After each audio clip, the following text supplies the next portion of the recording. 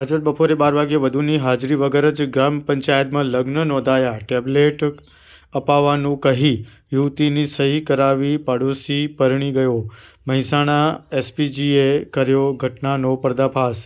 ખેડા જિલ્લાની એક યુવતી સાથે વિશ્વાસઘાત અને છેતરપિંડીની ચોંકાવનારી ઘટના સામે આવી છે. ટેબ્લેટ અપાવવાના બહાને યુવતીને સહીઓ કરાવી લઈ પાડોશીએ જ તેની સાથે બહાર લગ્ન કરવા નોંધણી કરાવી દીધી હોવાનો ગંભીર આક્ષેપ કર્યો છે. આ મામલે ભોગ બનનાર યુવતીએ પોલીસ વડાને લેખિત ફરિયાદ કરી છે.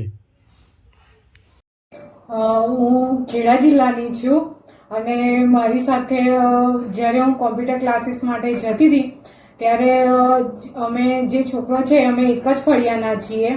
એ મને ટેબ્લેટ અપાવવાનું એવું કહીને કહેતા હતા કે હું તને ટેબ્લેટ અપાવીશ એવું. અને પછી મને સહીઓ કરાવવા માટે લઈ ગયા હતા કે ટેબ્લેટ લેવાનું તને અપાવવાનું છે તો તારે સહીઓ કરવી પડશે એમ કરીને. અને એમ કરીને મને સહીઓ કરાવી હતી.